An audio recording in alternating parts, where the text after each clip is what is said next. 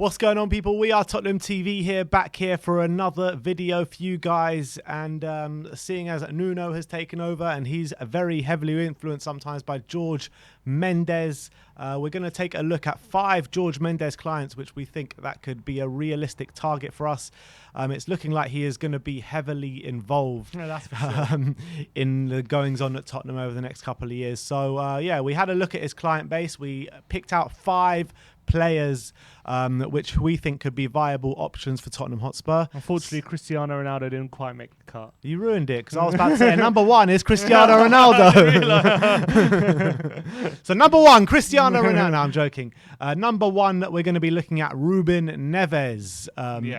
Obviously, the Wolves player Ruben Neves. I think that he's got 1 year left on his contract. He didn't actually have the best of seasons last year for Wolves, but I do think he is a top player, and I think that he'd definitely be an upgrade on Harry Winks. Yeah, and he also didn't, unfortunately for him, didn't see much game time at the Euros, which is probably very disappointing for a player of his caliber. But I think we've already seen in the Premier League and during his time at Wolves how much quality he has. And Nuno's obviously a massive fan of him. He brought him to Wolves from Porto, and he had an unbelievable season in the Championship when they went up, and he's had a really good first couple seasons.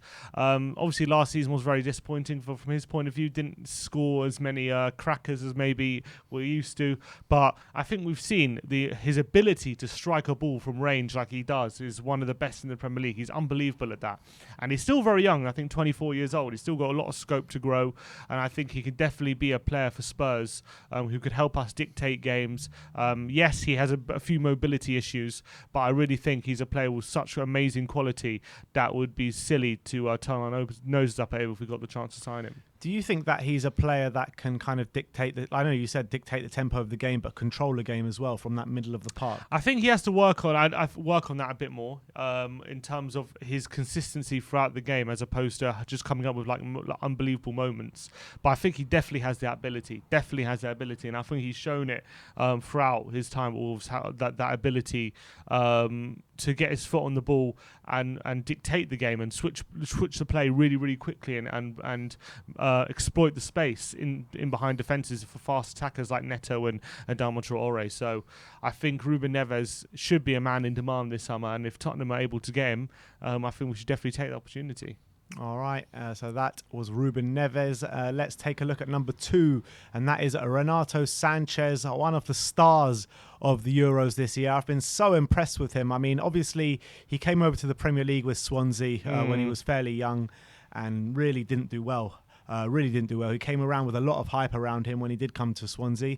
But I think since he's left, I mean, definitely last year in his season for Lille, a championship-winning side, then I think that he's really coming along. I think he's really blossoming into the player which a lot of people thought he could do. Yeah, because he really made his name but the last year, didn't he? Euro 2016, where he was, I think, a young player of the tournament back in Euro 2016. Got a goal or two, and he was one of the stars.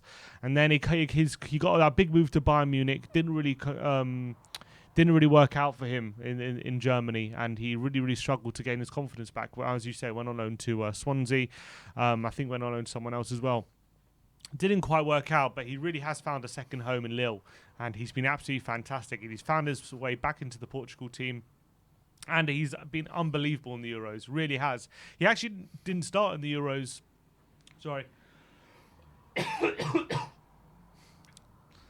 He actually didn't start the Euros as the first choice Portugal centre midfield, but he came on. He was coming off the bench and making a real impact, and then he started to get starts, and he shone and didn't look back really.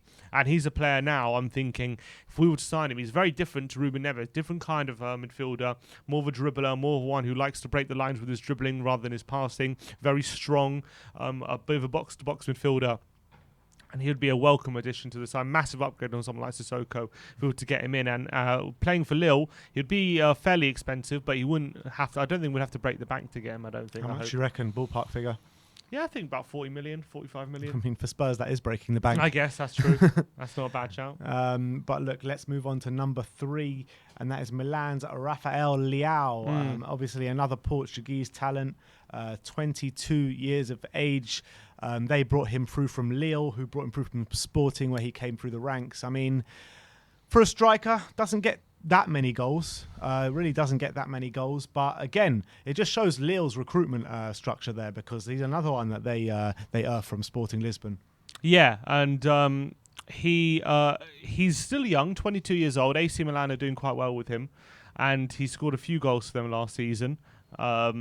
He got 6 goals, 6 assists, and I think, you think 6 goals and 6 assists in 30 games, you're thinking is not that impressive, but a lot of performances he's shown as a young player. He didn't quite make it into the Euro squad. He plays regularly for the under-21s, but he's definitely a player with a lot of potential. And maybe Spurs could look at him as a versatile forward player who maybe could grow into someone really special if given the game time in the Premier League. And he's someone with a lot of pace. Good composure, and I think he's a quality player. But he's just a bit raw at the moment. He needs to kind of fine-tune his game. Yeah, to be honest, I haven't seen too much of him, but when I have seen him play, he does look like an exciting young talent.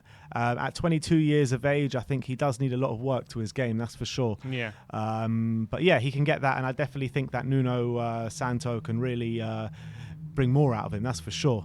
But let's move over to the next player, a player that Nuno will know very well in Pedro Neto of Wolves. I think last year was really Pedro Neto's breakout season, and I thought he was one of the stars of the Premier League last year. He really was in a kind of Wolves team that really didn't attack much last season. You got to say that he was definitely, if you took Pedro Neto out of that team last year, I mean, they're in big trouble. Big trouble. They could have even talked about relegation fodder. Yeah, you really could have been talking about that. And he's even younger than the likes of Renato Sanches and Raphaelliao. He's only 21 years of age. He does have quite a serious knee injury, which he's recovering from. But we saw the talent he has at his disposal last season. He can play on the right, he can play on the left. He's a versatile winger. He's very, very tricky, but what he really started to add was goals and assists to his game. His final third production really shot up last season, and it was very, very impressive. And he's definitely one. If Spurs had the chance to sign Pedro Neto, he could be in the Spurs side for many, many years to come. And I think if he wasn't for injury, he probably wouldn't have been in that Portugal squad for the Euros. So the injury probably ruled him out. But he was one of the breakout stars last season. Kind of in his first couple years at Wolves, was kind of just feeling his way into it, but he really had a serious breakout year last year, and I think he's a sensational player. I remember one goal I remember against Chelsea in the 90th minute, brilliant finish after running from the halfway line, and he can do that. He's been doing that kind of stuff on a regular basis, so definitely Pedro Neto's one. If Jorge Mendes can do some wheeling dealing, definitely try and get him at Spurs if we can. Yeah, I think that would be an absolutely amazing deal to get over the line, but his price does kind of worry me. I think he would cost in excess of 45 million. What has the report say? The price will complicate the deal. Exactly. And last but not least, we're going to talk about Gonzalo Guedes of Valencia. Came through the ranks at Benfica, got a loan deal. He went to PSG, then went to Valencia on loan, and then Valencia did take up the option to buy him. And I think since he has joined to Valencia, it really has kind of kick-started his career. Yeah, he's been pretty decent. He's not. He's 24 years of age. You're thinking he should be. He's not exactly a youngster anymore, so he should be developed. Doesn't quite get the bucket loads of goals and assists that maybe someone like Pedro Neto has been doing last season for Wolves. But he regularly gets. He got last season got 5 goals and 6 assists in 31 games. A few seasons ago, got 5 goals and 11 assists as well. So he has contributed, but he might be one of those players who hasn't quite fulfilled his potential just yet. I remember seeing him at a couple of big tournaments, especially I remember Euro 2016, he saw a lot of game time and he didn't impress me at all. It was very, very frustrating. But he's a player that Valencia think very, very highly of, and he's also another player who can play in multiple attacking positions, and maybe Fabio Paratici sees him as a player who hasn't quite hit the heights that people have hoped for, but there's a lot more to come from him potentially. Yeah, and even though his career hasn't kick-started, he's already seen 23 caps for Portugal, scoring 6 goals in the making of that as well. So, I mean, he's definitely one that can improve in the future. Yes, he's 24 already, but still a long way to go in his career, that's for sure. Yeah, he's one of those players who, when you watch him, he doesn't seem that impressive, but all the coaches always seem to pick him all the time. He just Like Eric Dyer. Yeah, maybe it's Eric Dyer wingers. But it's an odd one. You're always thinking like, why is he playing? But he must be like something on the training ground that keeps proving to his coaches he's the best available. So I remember when he was in the Portugal the Euros, I was like, why is this guy playing? But they kept picking him, and there must be something to him. But haven't been overly impressed with him. But maybe he's a player who, with a different kind of setup at Spurs, could flourish. Yeah, most definitely.